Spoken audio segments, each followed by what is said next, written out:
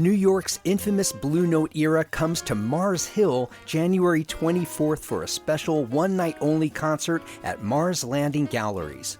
Civil Disobedience is a project bowing to the politically conscious underground jazz of 1960s New York City. You'll hear music from progressive composers such as Bobby Hutcherson, Jackie McLean, Stanley Cowell, Howard Land, Joe Chambers, and James Spaulding. Much of their music wasn't released on record till decades later, and you can hear New York musicians performing it live January 24th. Seating is intimate and limited. For tickets and details, go to marslandinggalleries.com.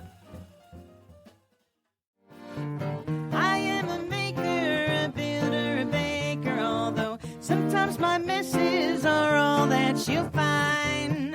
I'll tell a story, both true and allegory. Oh, the process is precious, so it takes up all my time.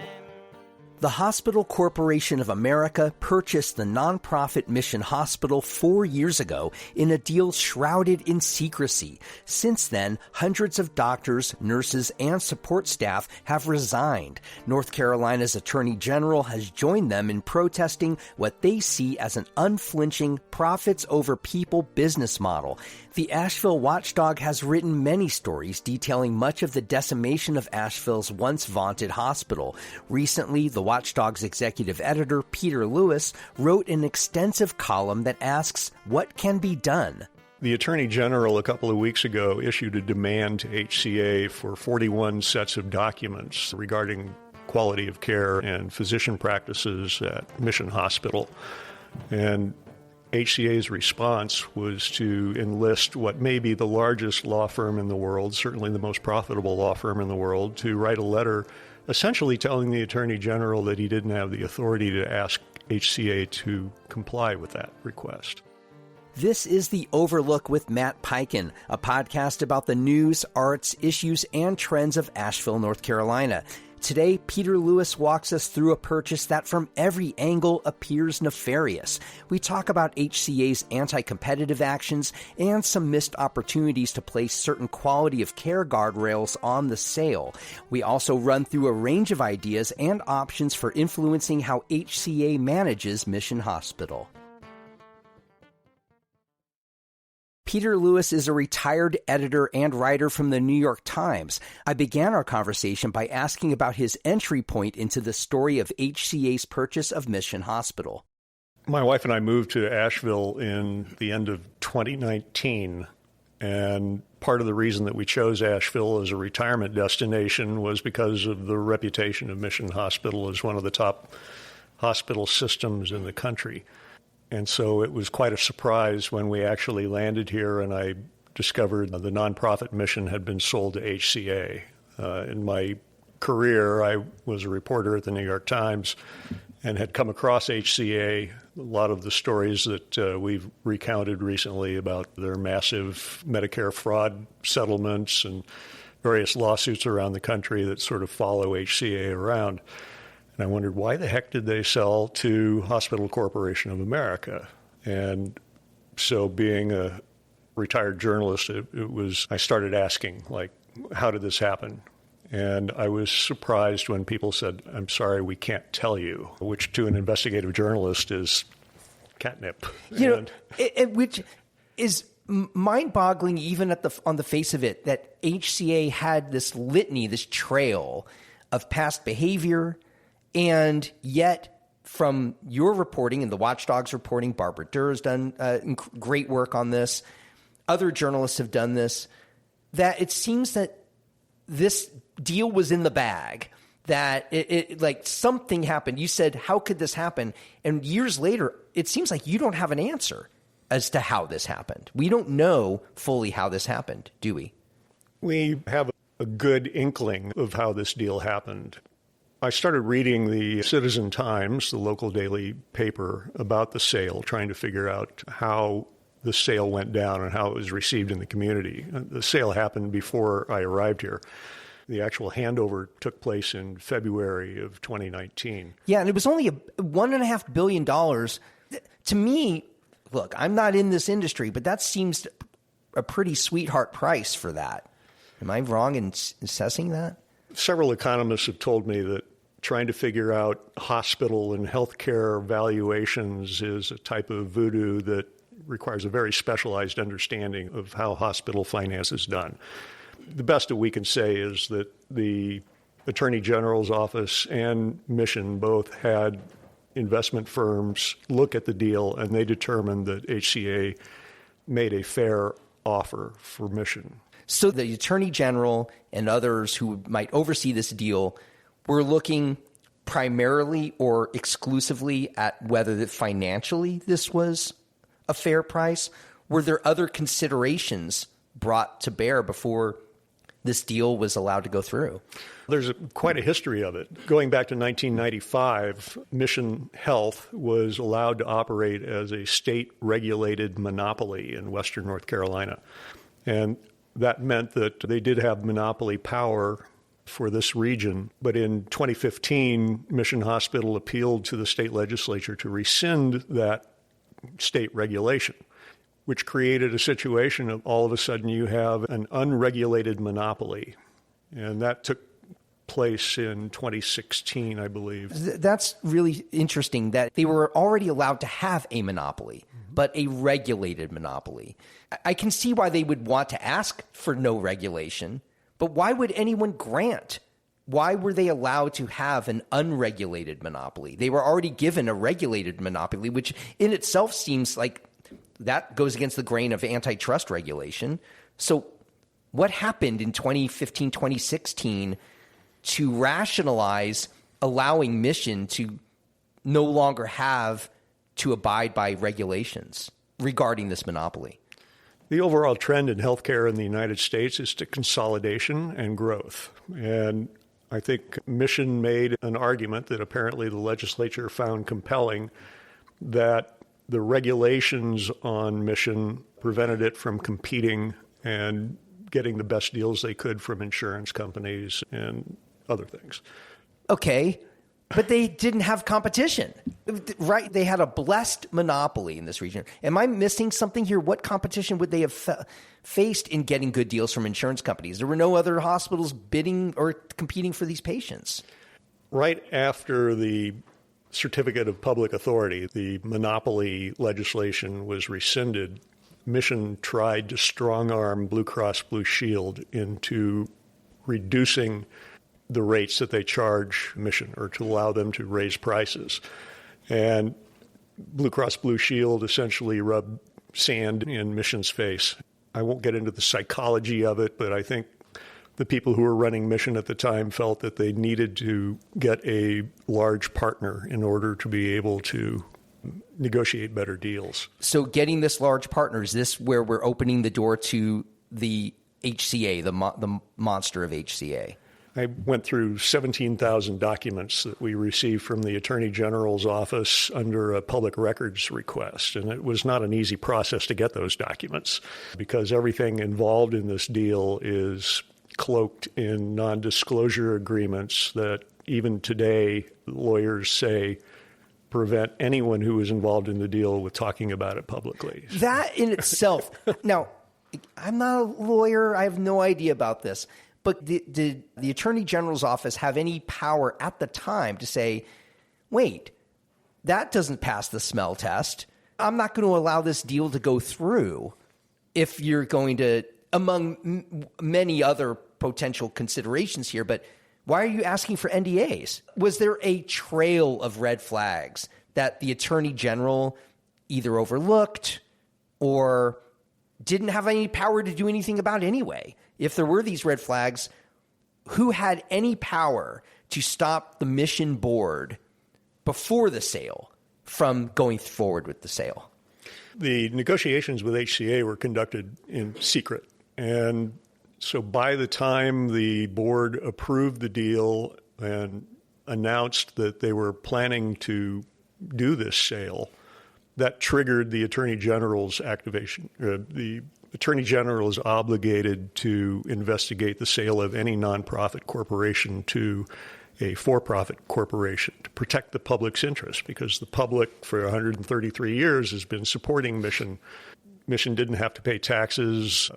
Thousands of people volunteered at the hospital to help it. They contributions from the community. The Attorney General's role is to make sure that in any sale of a nonprofit that the public's interest is represented. So you mentioned that Mission in 2015, 2016 sought and were successful in deregulating their monopoly. Mm-hmm. They then felt they needed a partner to go forward in the business of being a hospital. You said there's a lot we know about why this sale happened. I still don't know why. You said so much is cloaked in secrecy, NDAs in perpetuity. Despite the secrecy and the NDAs, what do you know about why this sale, from Mission standpoint, was it simply a craven money grab? I don't get it. I don't understand why anybody on the Mission board, other than CEO Ronald Paulus, within days of the closing of the sale, ended up joining the staff of HCA right there. It's too late then. Sorry, we're closing the door on this deal. It's done. But why would the Mission board go along with this? Because if you say we know a lot, that goes to what do you know there? After the Attorney General was notified of Mission's desire to sell itself to HCA, they began an investigation, and a very thorough investigation of the deal. And they found a number of very troubling things about the agreement that the board had negotiated with HCA.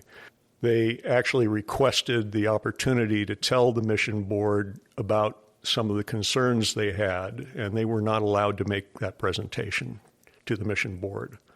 How can they deny the state attorney general? Can the attorney general say, if you're not going to allow me to do this, I'm not going to approve this sale? The attorney general has the ability to investigate, but not to stop the deal if the board of Mission was determined to do it. So the board voted unanimously the first time to sell to HCA. The Attorney General found a number of conflicts of interest. It determined that the contract that Mission had negotiated with HCA was lopsided in HCA's favor.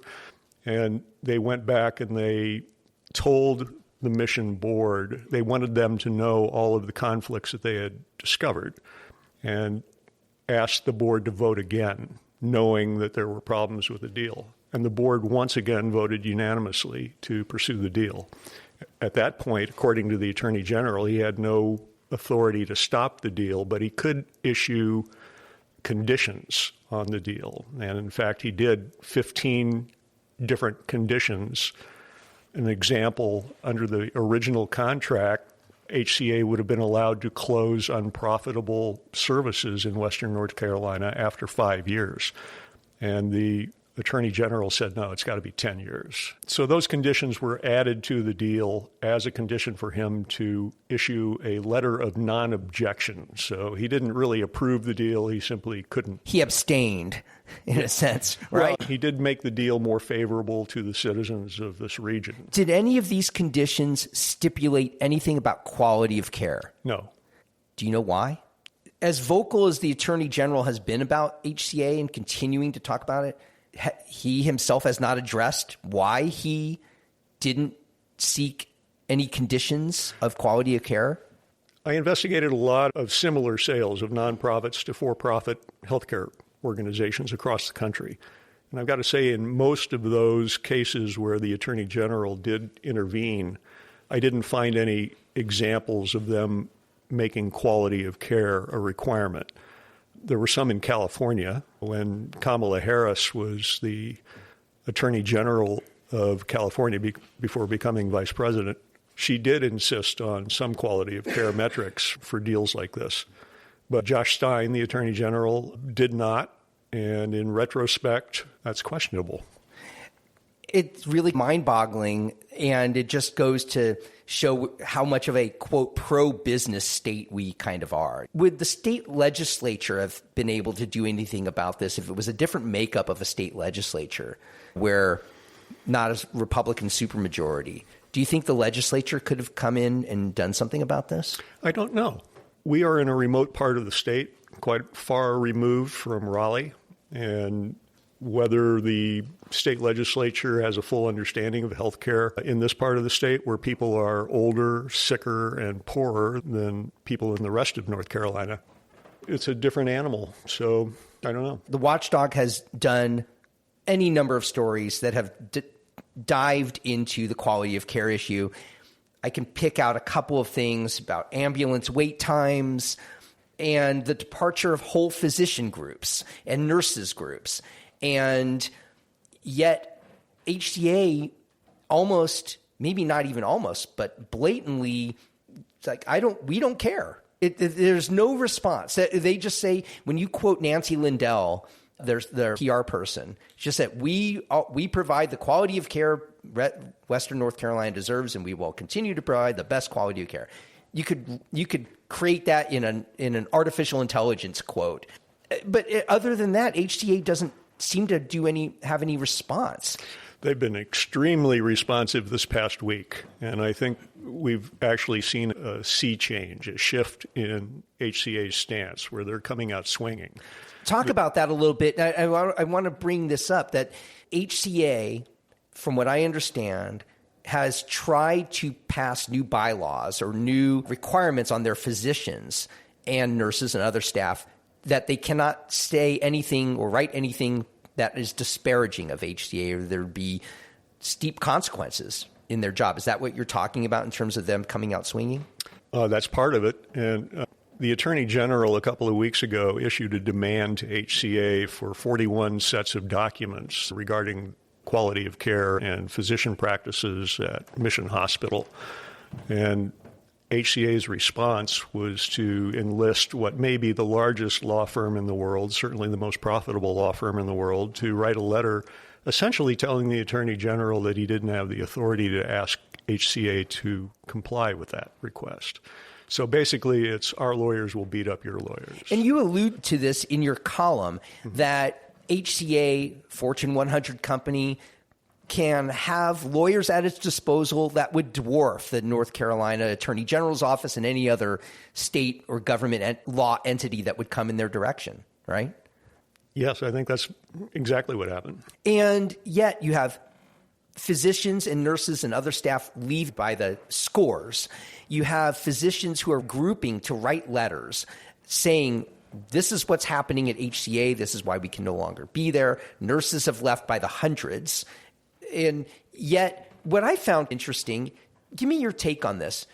There's a group of existing physicians at HCA who wrote a counter letter saying things are fine here. We've had some struggles with the changeover, as any changeover in ownership would be, but our quality of care has not dropped, and we are working tirelessly for the betterment of health of Western North Carolina. What do you make of that letter from physicians who are continuing to work for HCA?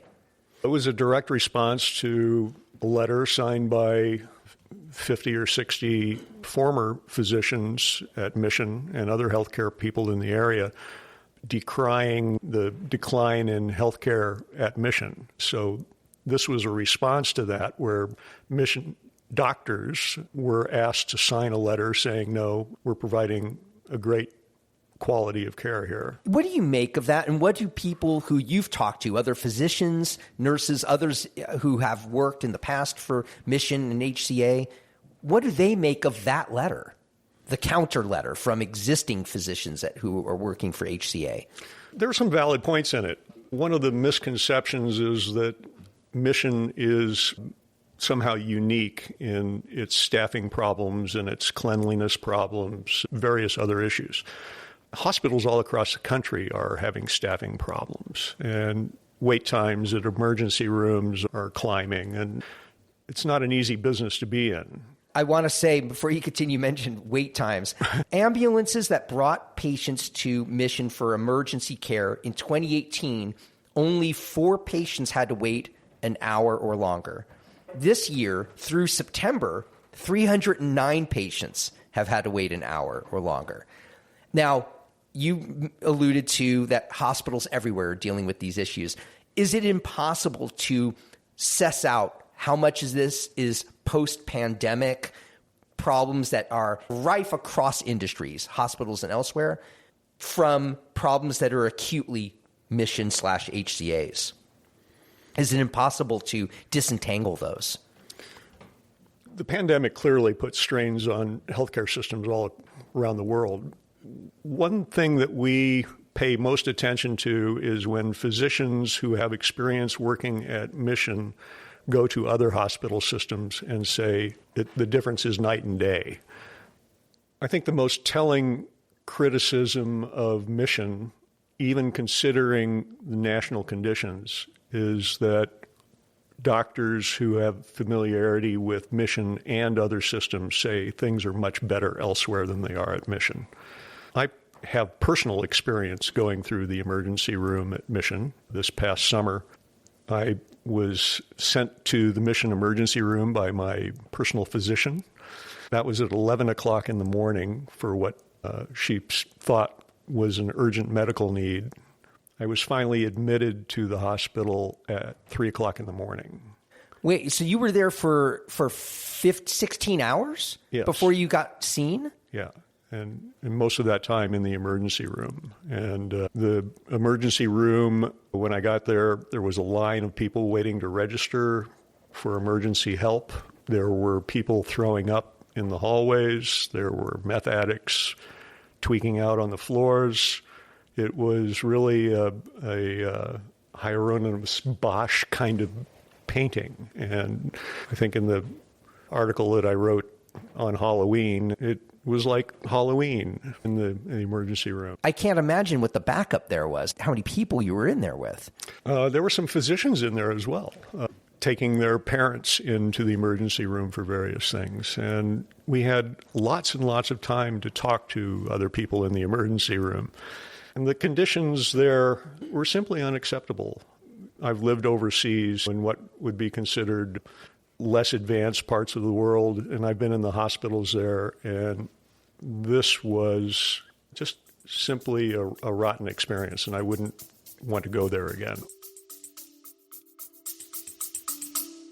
More after this.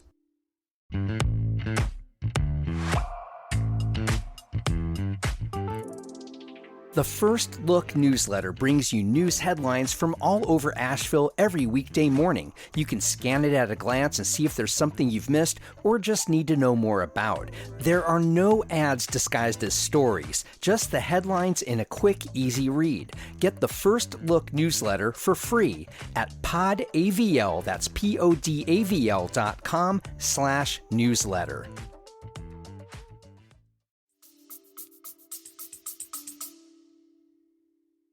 Your column, the real heart of it, is you ask what can be done.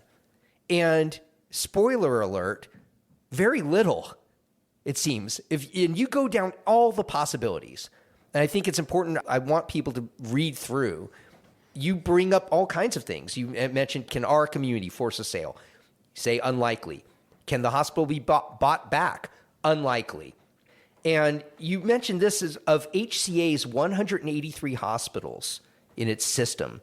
Mission is number 2 in revenue. And you say point blank, why would they give that up? It's a cash cow. It's an approved waterfall of money that will never abate. Yeah, HCA bought a monopoly healthcare situation here in Western North Carolina.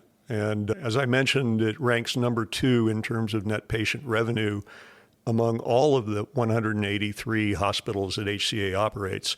And number 1 has twice as many beds as Mission Hospital does. Wow. So they're making a lot of money here. You mentioned very early in our conversation about HCA, we were talking about acquiring Mission.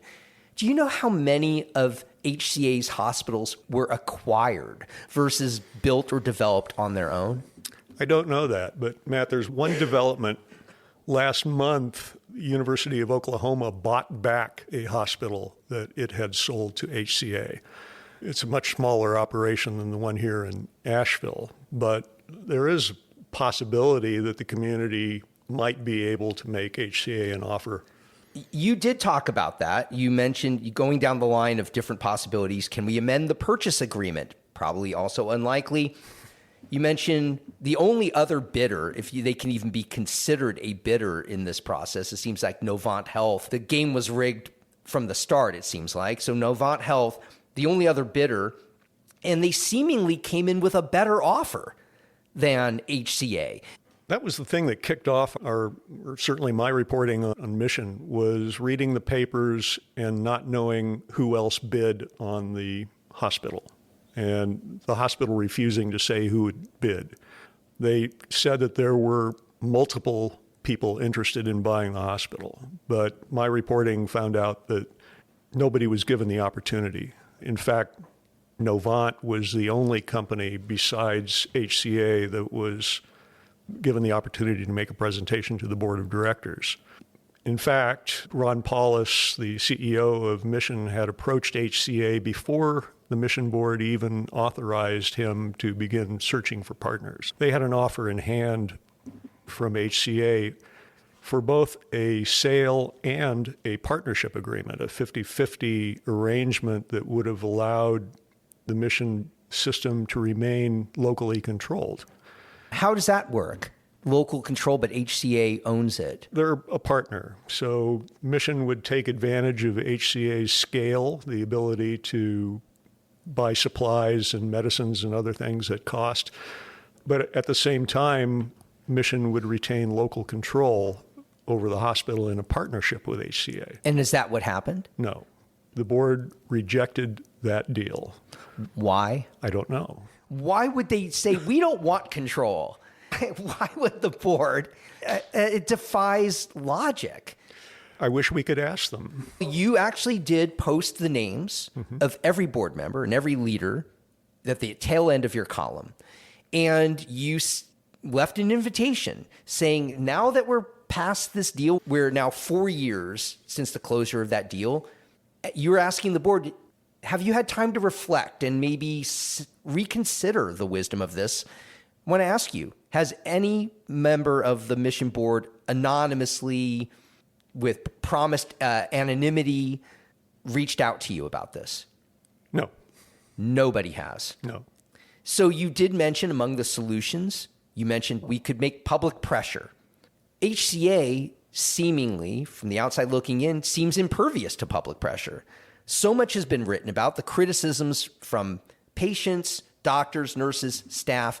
Everybody in this chain who deals with HCA has lobbied and levied criticisms upon criticisms with data, not just anecdotal experiences. And HCA seems to be completely shameless around this. How can public pressure of any variety make a difference? I think it's really telling that at least once a week now, somebody says they're thinking about moving. They call us up and they say they're thinking about moving to Asheville, but they're concerned about the reputation of Mission Hospital. And we have to say, yeah, it is a concern. And if enough people in this community express concerns about the quality of healthcare here, then that's got to get HCA's attention. How? I don't know how. In fact, there are a lot of people, the artists and others in this community, who say there are already too many people moving here.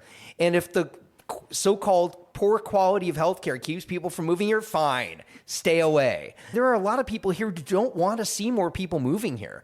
I don't know how that pressure would make any difference. People are moving here regardless. One thing you did mention, it seemed like the only real potential lever was the oversight of the Centers for Medicare and Medicaid and the Joint Commission on Accreditation of Healthcare Organizations.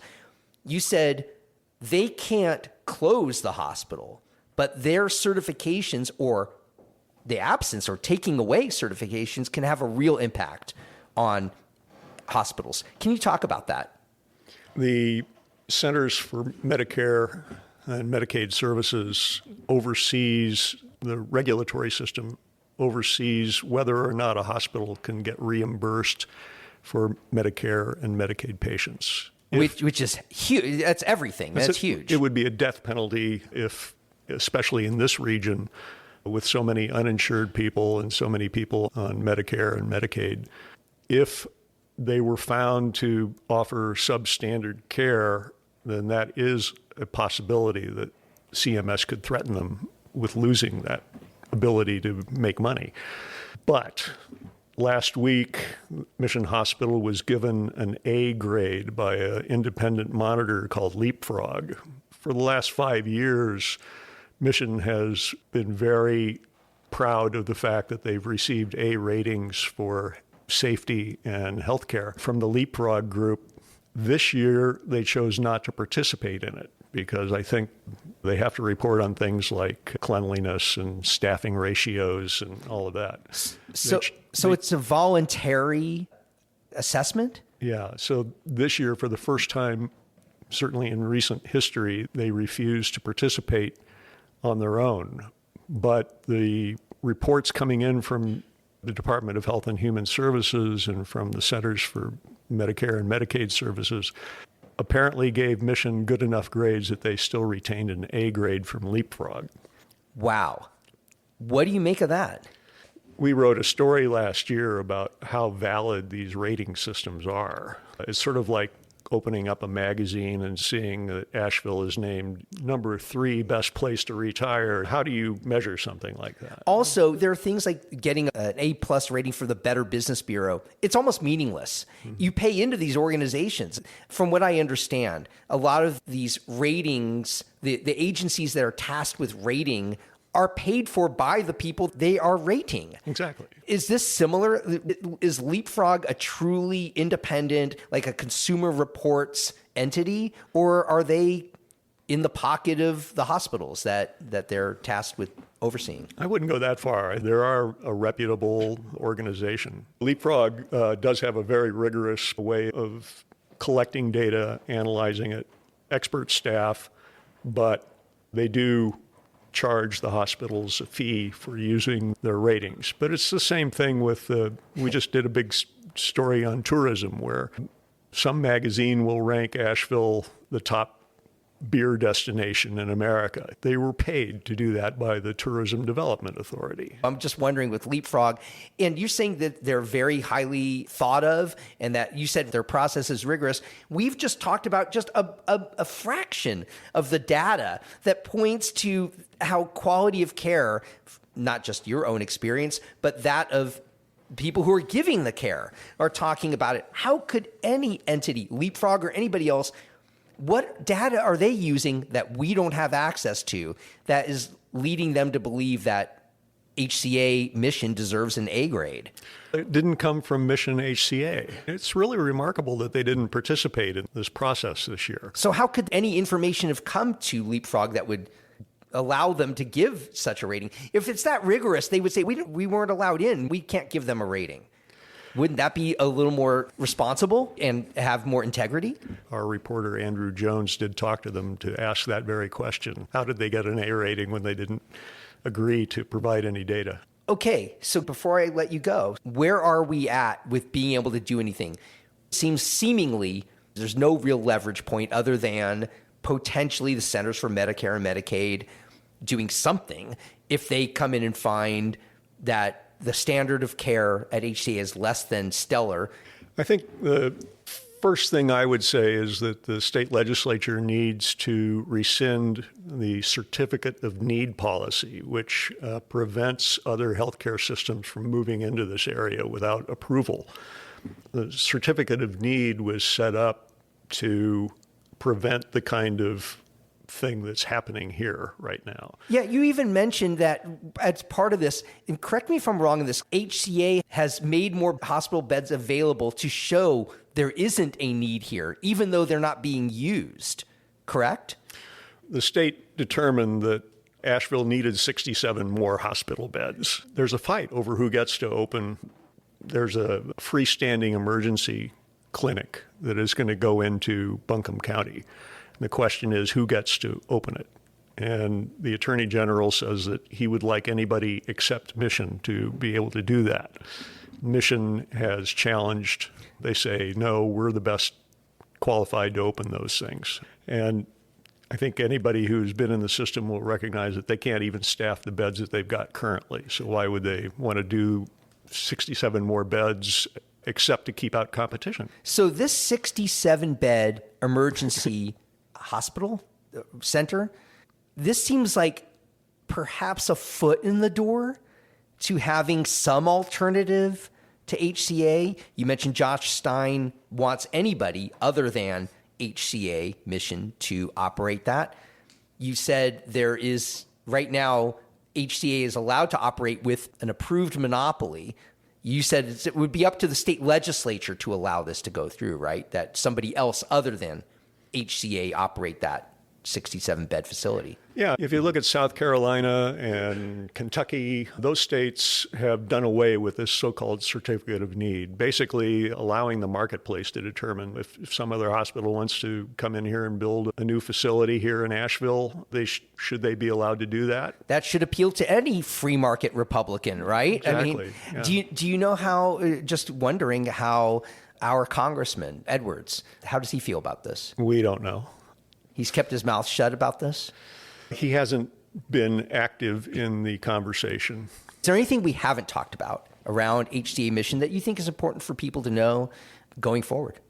Asheville Watchdog is beginning a series of public forums. In January, we're having one on mission, and we're going to be talking about what can we do about the situation here. I think we've done our best to inform people about the history of the sale of mission to HCA, raising a lot of questions that, unfortunately, the people who made this deal don't want anybody ever to find out about. There are secrets involved in the deal that are protected by phalanxes of lawyers. And that, as a community, I think we deserve answers.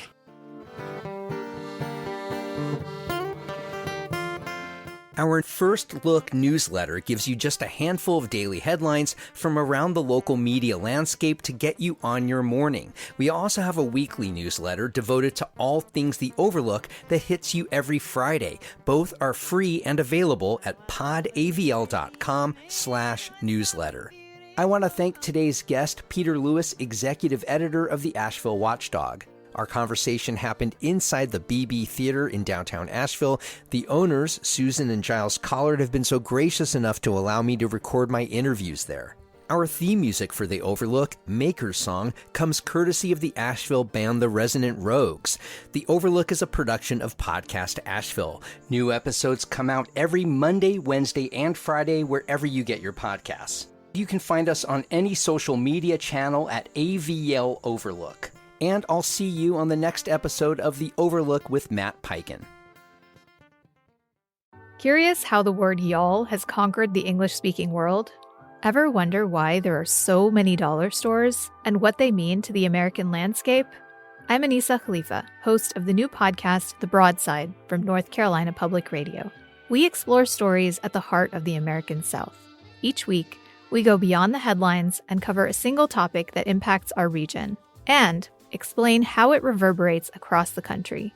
Follow The Broadside wherever you get your podcasts.